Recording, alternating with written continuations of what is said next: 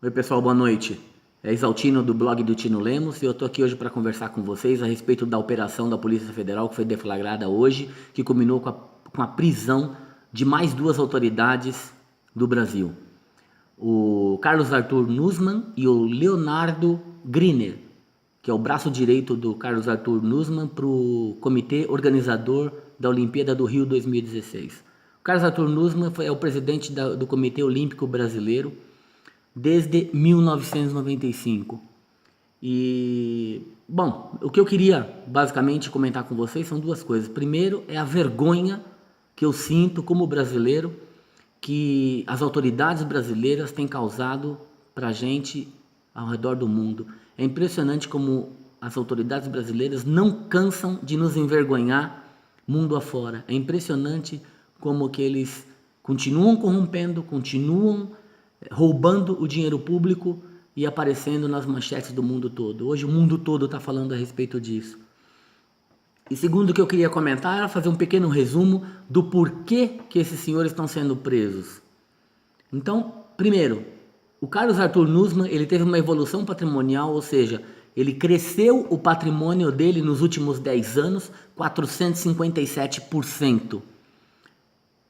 A gente imaginar que um homem público, seja ele que é eleito, um homem que é eleito para um cargo público, ter uma evolução patrimonial em 10 anos de 457% é um absurdo. Porque por mais que eles ganhem, que eles tenham uma remuneração boa, vamos imaginar que ele tem um bom salário, tá bom, eu aceito isso, mas o salário dele não modifica assim dessa forma. Então 457% de evolução patrimonial é realmente um absurdo.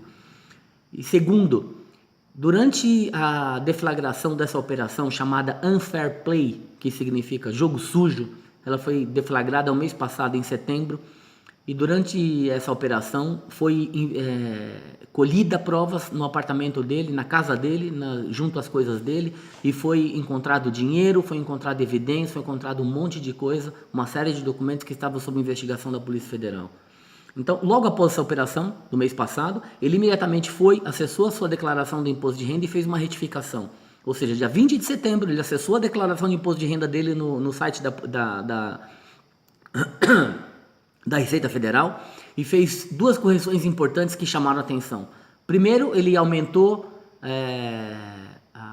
o volume de dinheiro que ele tinha em espécie, porque foi encontrado no apartamento dele milhares de reais. E ele imediatamente foi lá e deu um ar de legalidade para esse dinheiro que foi encontrado. E segundo, pasmem, eu estou pasmo até agora, ele declarou que ele possui 16 barras de ouro de 1 quilo depositados na Suíça.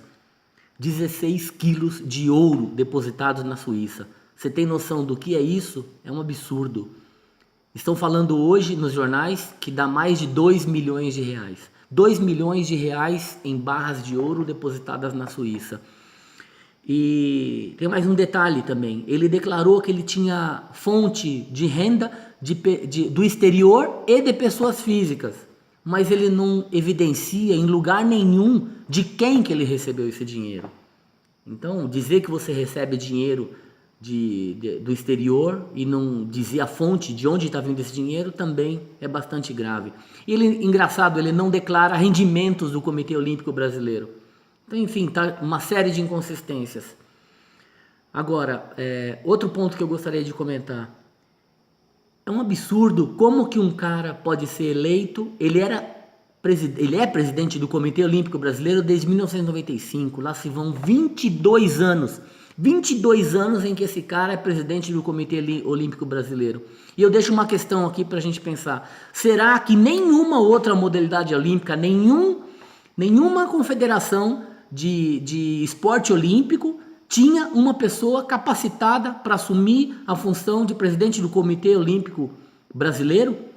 Eu já respondo de bate-pronto, é um absurdo, claro que tem, claro que tem. Enfim, os nossos congressistas deveriam votar uma lei de proibição de várias reeleições e de definição de um mandato específico para todos os cargos públicos brasileiros.